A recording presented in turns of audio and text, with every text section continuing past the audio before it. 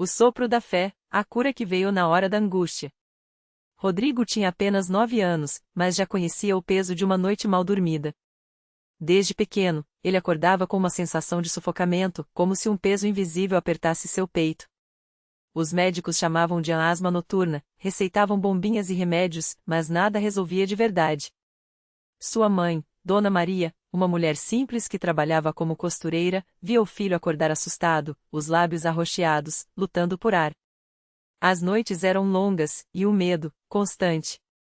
Mãe, eu não aguento mais, choramingava Rodrigo, segurando o peito. Dona Maria o abraçava forte, mas no fundo, sabia que aquelas crises estavam piorando. O último ataque tinha sido tão forte que ela chegou a pensar no pior.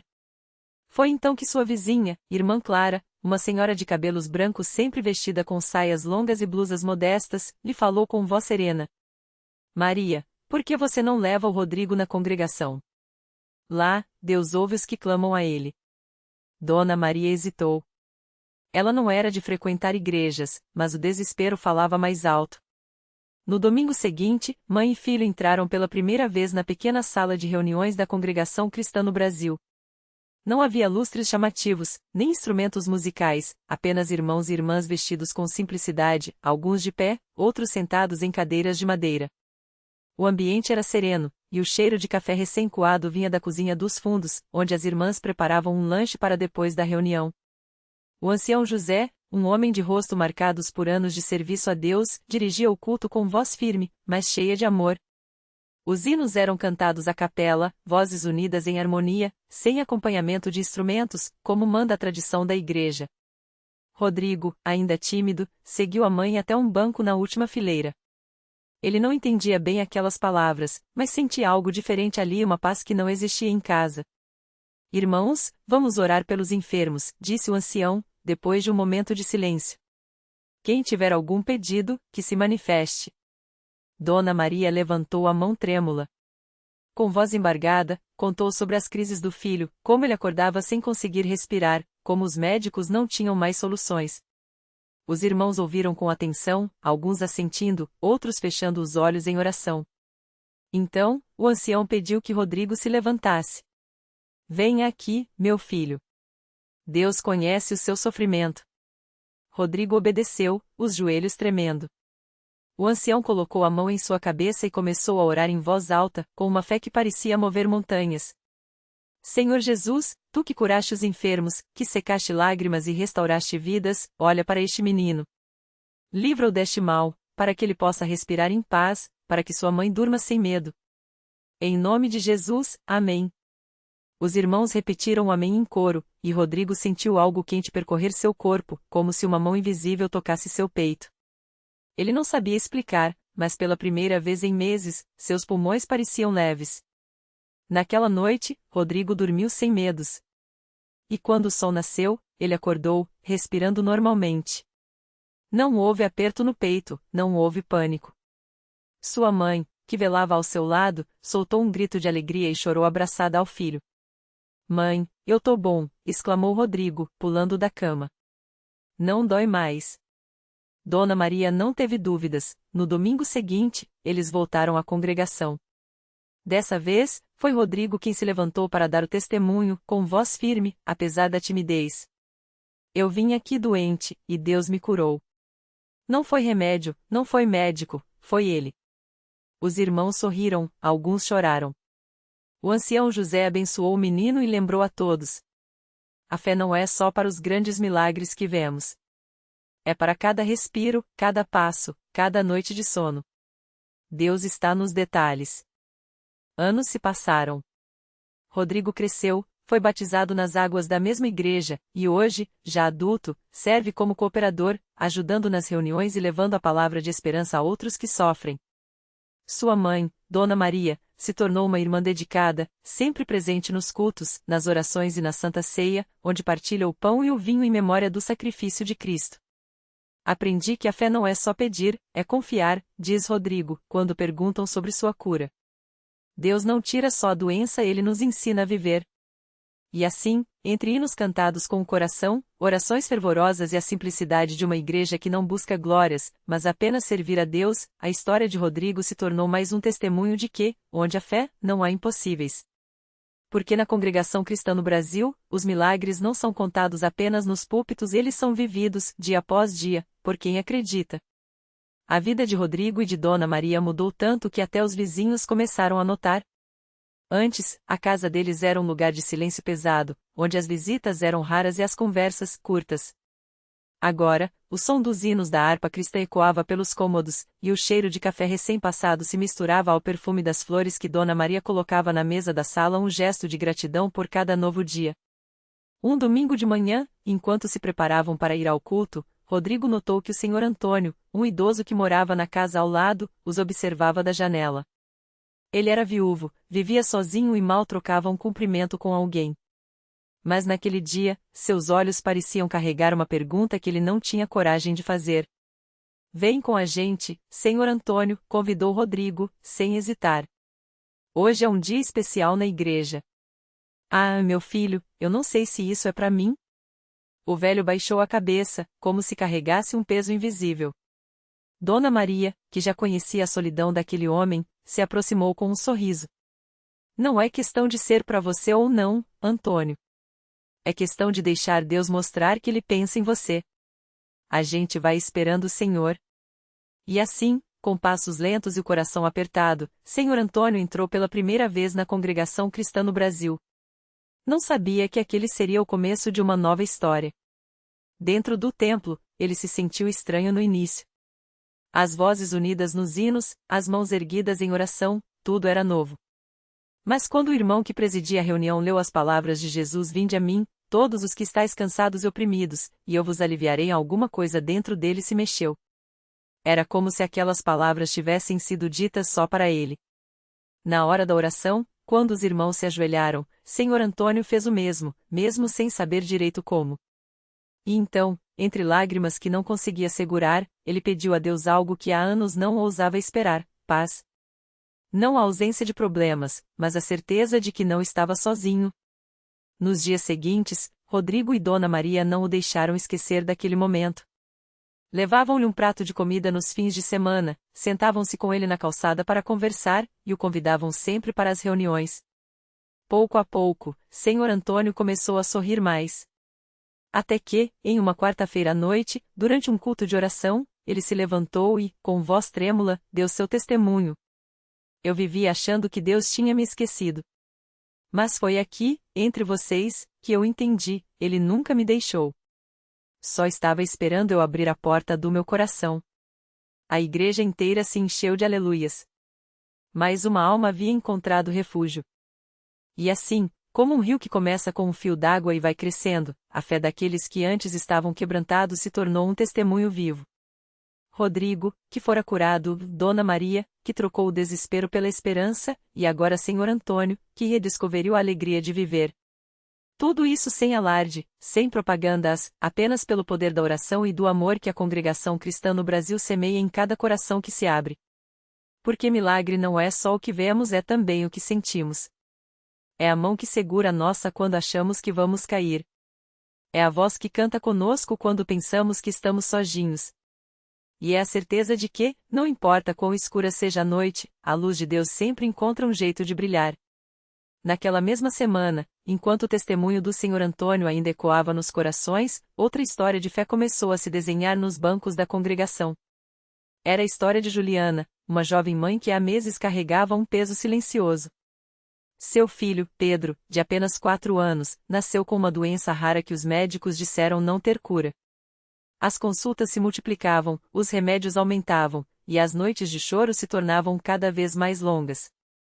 Juliana orava, mas a angústia apertava seu peito como se não houvesse saída.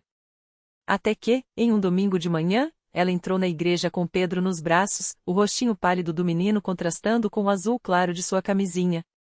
Não foi preciso dizer nada.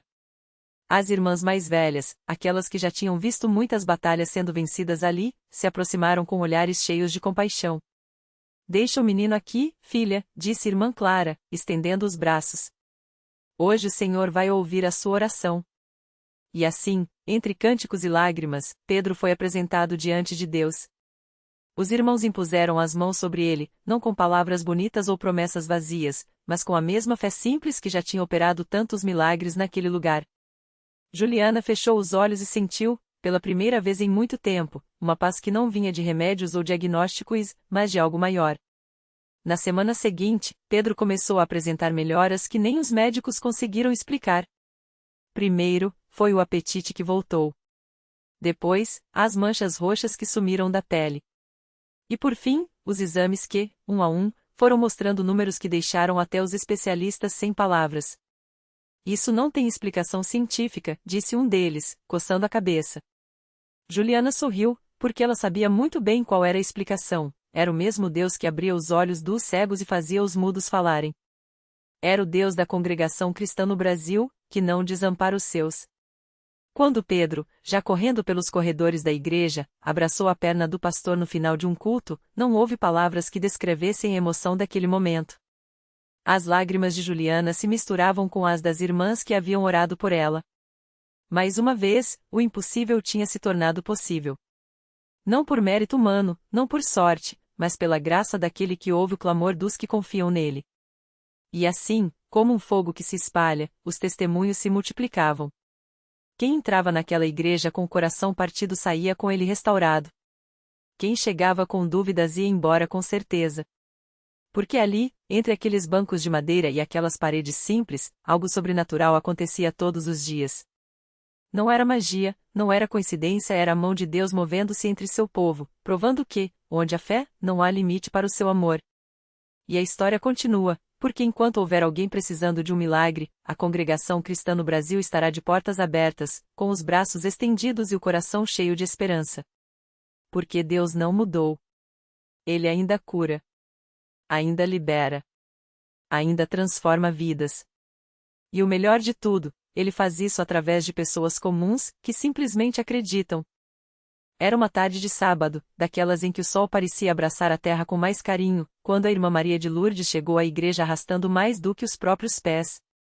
Ela trazia consigo um fardo invisível, mas pesado, a notícia de que seu filho, Lucas, de apenas 10 anos, havia sido diagnosticado com uma doença rara que os médicos chamavam de sem cura. As palavras do médico ainda ecoavam em sua mente como marteladas: preparem-se para o pior. Mas Maria de Lourdes não veio para se preparar para a derrota. Ela veio porque, no fundo da alma, ainda havia uma centelha de esperança que só Deus poderia avivar. Ao entrar no templo, o coro já entoava um hino que falava sobre as águas turbulentas e a mão que não solta. Ela se ajoelhou no banco da frente, onde a madeira já estava gasta pelas lágrimas de tantos outros que, como ela, haviam derramado ali suas dores. As irmãs ao seu lado não precisaram perguntar nada. Basta um olhar, um aperto de mão, Deus está aqui, irmã sussurrado com convicção, para que ela sentisse que não estava sozinha. Quando o irmão que presidia a reunião chamou os enfermos para a oração, Maria de Lourdes levantou-se com as pernas trêmulas, mas com uma determinação que não vinha dela mesma. Segurou a mão do filho, que já mostrava os sinais da doença no rosto pálido e nos olhos fundos, e subiu até a frente.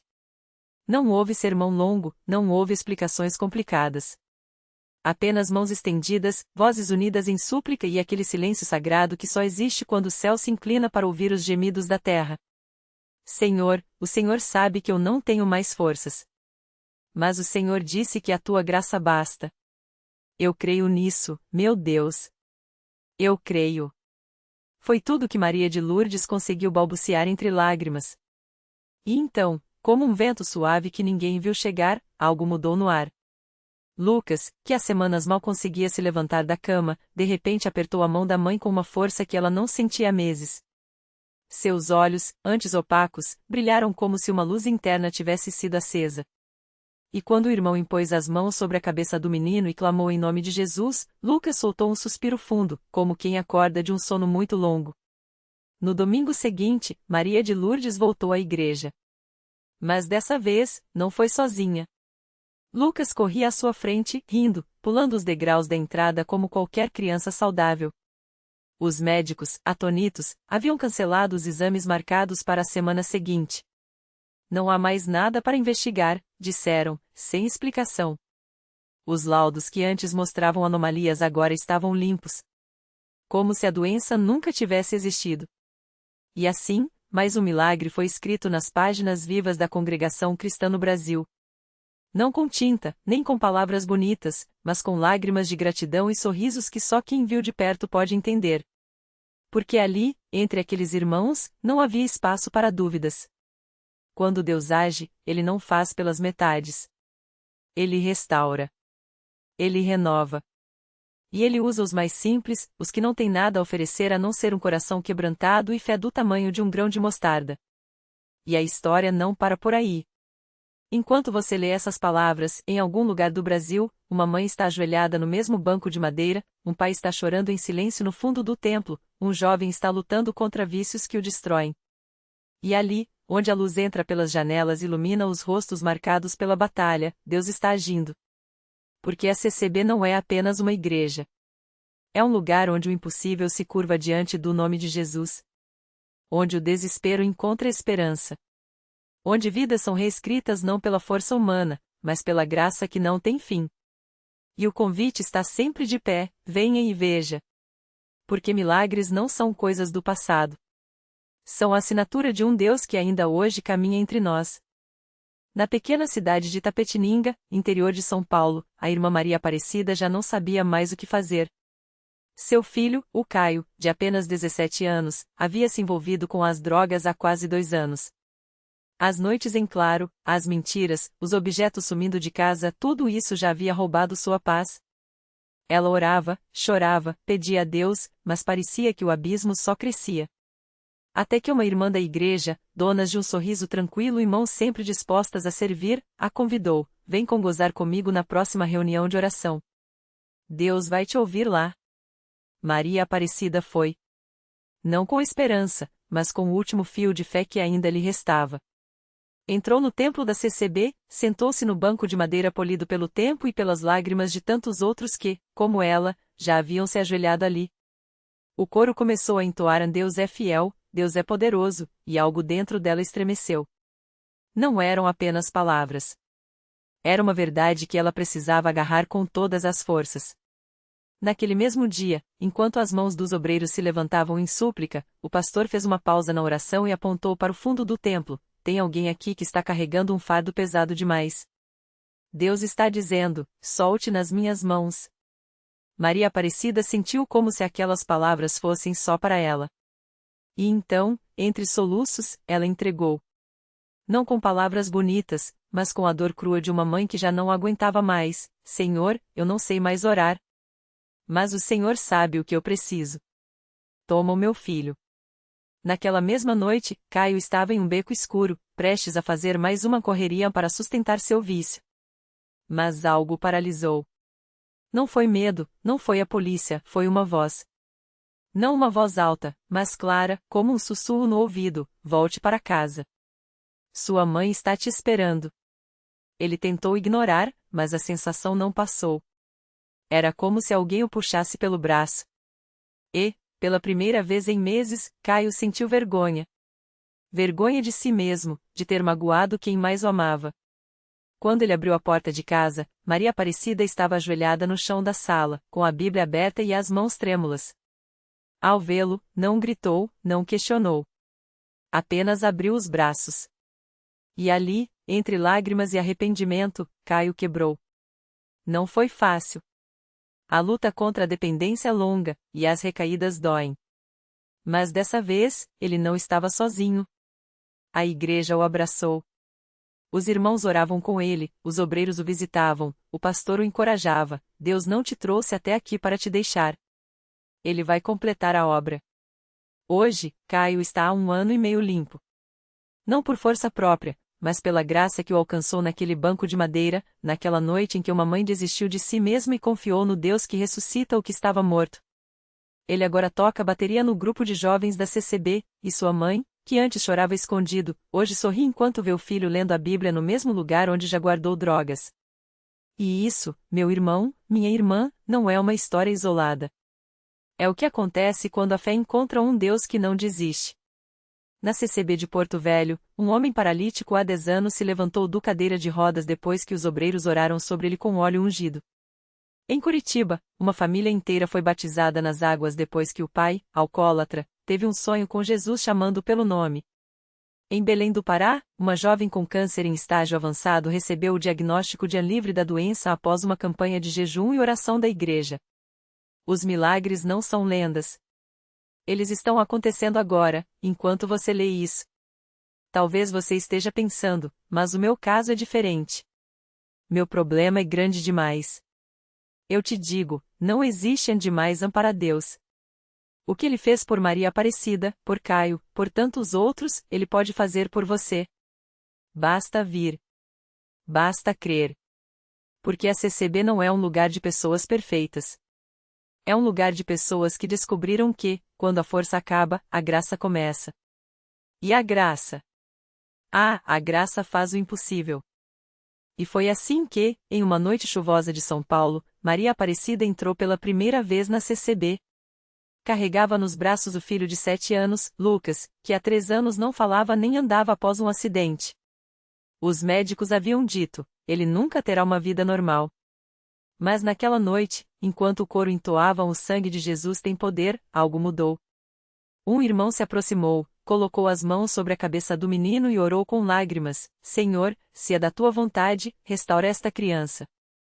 Não houve relâmpagos, nem vozes do céu. Apenas um silêncio sagrado. Até que, lentamente, Lucas mexeu os dedos. Depois, os braços. E então, com voz trêmula, sussurrou: Mãe, eu tenho fome. O auditório explodiu em choro e louvor. Maria caiu de joelhos, enquanto o menino, apoiado nos braços do pai, deu os primeiros passos em anos. Os médicos chamaram de a recuperação inexplicável. A família chamou de milagre. Porque Deus não escolhe os capacitados, Ele capacita os escolhidos. Talvez você esteja hoje como Maria Aparecida, com uma impossível nas mãos, um diagnóstico sem esperança, uma dor que parece não ter fim. Mas se há uma coisa que esses testemunhos nos ensinam, é que Deus não trabalha com limites, trabalha com fé. Não importa quão escuro esteja o seu caminho, se você der um passo em direção a Ele, Ele correrá em direção a você. A CCB não é um museu de santos, mas um hospital de almas. Um lugar onde corações quebrados encontram colo, onde sonhos mortos ressuscitam, onde a graça, essa força que move montanhas, se torna real. Você não precisa ser perfeito para chegar. Basta ser sincero. Hoje pode ser o seu dia. O mesmo Deus que abriu os céus para um alcoólatra em Curitiba, que secou o câncer em Belém, que fez um menino andar em São Paulo, esse Deus está te olhando agora. E ele pergunta, como perguntou a Bartimeu: o que queres que eu te faça? A resposta? Venha. A graça já está aqui.